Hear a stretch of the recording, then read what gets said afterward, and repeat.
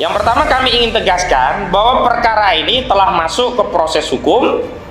Karena itu segala statement, segala klarifikasi, segala bukti, segala pernyataan, baik yang memberikan dukungan ataupun membantah gugatan yang kami ajukan, kami nyatakan tidak bernilai secara hukum karena tidak disampaikan dalam satu forum pengadilan, karena majelis hakim hanya akan menerima pembuktian yang dihadapkan di dalam satu sidang yang terbuka untuk umum. Yang harus kita lakukan dalam mencegah keberlanjutan keadaan keadaan yang sangat membahayakan ini, karena ibarat kapal kita ini dipimpin oleh nakoda yang tidak punya ijazah pelayaran.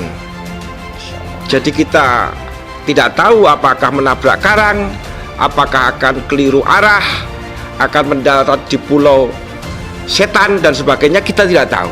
Dan itulah yang kemudian kami ambil keputusan musyawarah nih Bang, tim lawyer, udahlah kita tarik. Dengan begitu kan kepentingan klien masih terjaga, dia masih bisa menggugat kapanpun kalau nanti sudah keluar, atau mungkin dalam ketentuan lain setelah penguasa ini tidak punya kekuasaan, itu mungkin juga bisa gitu. Yang jelas kan kita butuh membersihkan sejarah tentang ijazah ini, nggak mungkin kita anggap selesai. Dan sayangnya sebenarnya yang punya tanggung jawab ini adalah negara, dalam hal ini representasi lembaga kekuasaan negara. Ya kalau ini presiden yang dituduh dalam tanda petik ya, DPR kan harusnya bertanggung jawab untuk mengklarifikasi ini sebenarnya. DPR dan DPD dong. DPD bahkan, iya. Tinggal ditentukan institusi yang memanggilnya apa. Apakah institusi komisi ya? Kalau di DPD institusi komite, ataukah institusi lain? Apakah misalnya yang memanggil adalah katakanlah misalnya sekretariat negara yang dipanggil ya? Maka itu berkait dengan komisi 2, yaitu komisi yang berkaitan dengan pemilu. Jadi surat ini dari pimpinan DPR kemudian ke pimpinan komisi 2 untuk memanggil misalnya satu KPU ya, ketua KPU, kemudian sekretariat negara. Jadi tidak perlu yang dipanggil Presiden Jokowi sendiri, karena sekretariat negara bisa mewakili Presiden Jokowi untuk memberikan keterangan mengenai ijazah ini.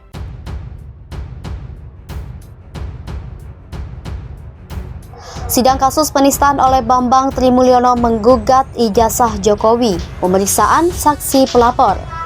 Pengadilan Negeri Kota Solo menggelar sidang kasus dugaan pencemaran nama baik dan penistaan agama dengan terdakwa Bambang Trimulyono yang dulu pernah menggugat Presiden Joko Widodo terkait dugaan ijazah palsu. Agenda sidang yang digelar pada Selasa 27 Desember 2022 adalah pemeriksaan saksi-saksi. Selain BTM, terdakwa lain dalam kasus yang sama adalah Sugi Nur Harja alias Gus Nur, seorang wirausaha yang juga pemilik kanal YouTube Munjiat Channel. Sidang itu dipimpin majelis hakim yang diketuai oleh Muhammad Yudi Hadi dan anggota Hadi Sunoto dan Bambang Arianto. Adapun tim jaksa penuntut umum terdiri atas 7 jaksa.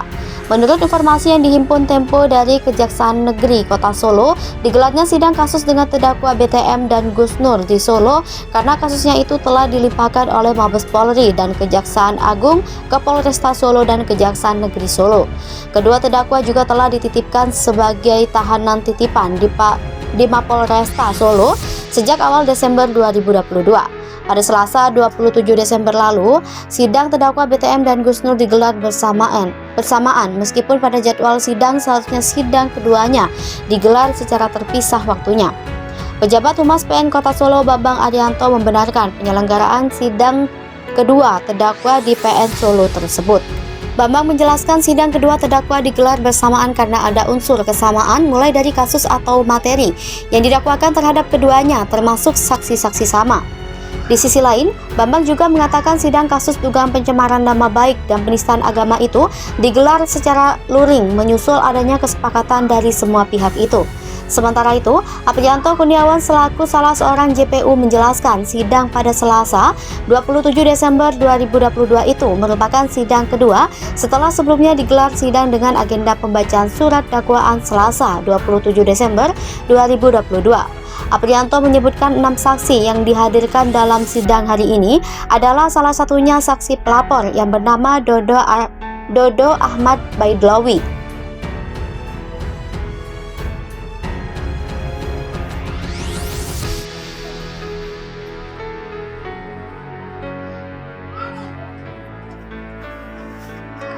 Aprianto mengungkapkan pasal-pasal yang disangkakan terhadap kedua terdakwa banyak, diantaranya terkait dengan dugaan penistaan agama, ujaran kebencian, serta terkait Undang-Undang ITE. Pasal-pasal yaitu pasal 156A huruf A KUHP tentang penistaan agama, pasal 45 ayat 2, contoh pasal 28 ayat 2, Undang-Undang nomor 19 tahun 2016 tentang perubahan atas Undang-Undang nomor 11 tahun 2008 tentang informasi dan transaksi elektronik, tentang ujaran kebencian berdasarkan suku, ras, agama, dan antar golongan.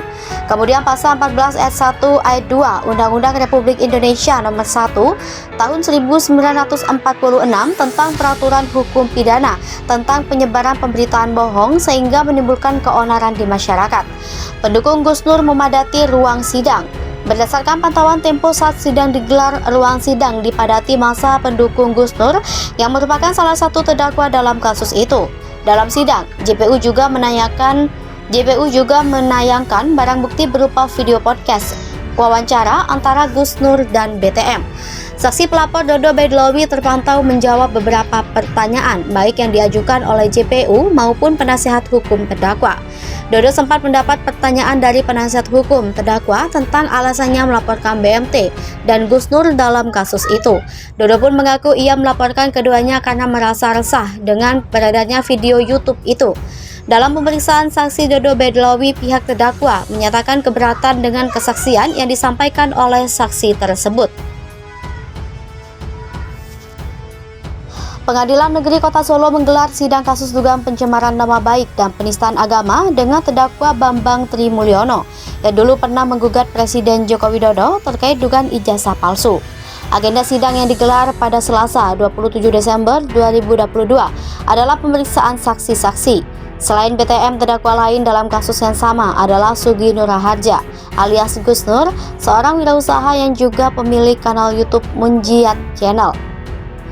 Sidang itu dipimpin majelis hakim yang diketuai oleh Muhammad Yudi Hadi dan anggota Hadi Sunoto dan Bambang Arianto. Adapun tim jaksa penuntut umum terdiri atas 7 jaksa. Menurut informasi yang dihimpun Tempo dari Kejaksaan Negeri Kota Solo, digelarnya sidang kasus dengan terdakwa BTM dan Gus Nur di Solo karena kasusnya itu telah dilimpahkan oleh Mabes Polri dan Kejaksaan Agung ke Polresta Solo dan Kejaksaan Negeri Solo. Kedua terdakwa juga telah dititipkan sebagai tahanan titipan di Mapolresta Solo sejak awal Desember 2022. Pada Selasa 27 Desember lalu, sidang terdakwa BTM dan Gus Nur digelar bersamaan meskipun pada jadwal sidang seharusnya sidang keduanya digelar secara terpisah waktunya. Pejabat Humas PN Kota Solo Bambang Arianto membenarkan penyelenggaraan sidang kedua terdakwa di PN Solo tersebut. Bambang menjelaskan sidang kedua terdakwa digelar bersamaan karena ada unsur kesamaan.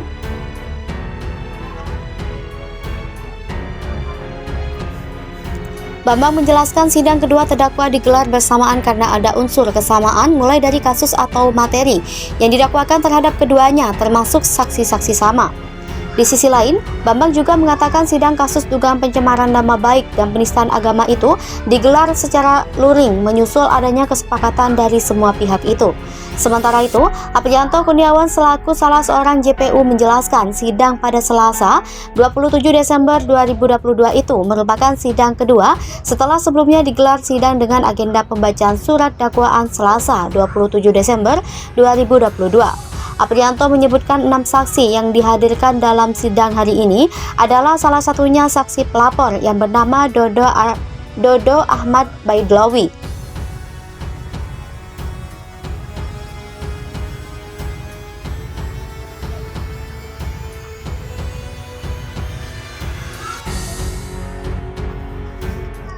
Aprianto mengungkapkan pasal-pasal yang disangkakan terhadap kedua terdakwa banyak, diantaranya terkait dengan dugaan penistaan agama, ujaran kebencian, serta terkait Undang-Undang ITE. Pasal-pasal yaitu pasal 156A huruf A KUHP tentang penistaan agama, pasal 45 ayat 2, contoh pasal 28 ayat 2, Undang-Undang nomor 19 tahun 2016 tentang perubahan atas Undang-Undang nomor 11 tahun 2008 tentang informasi dan transaksi elektronik, tentang ujaran kebencian berdasarkan suku, ras, agama, dan antar golongan. Kemudian pasal 14 ayat 1 ayat 2 Undang-Undang Republik Indonesia nomor 1 tahun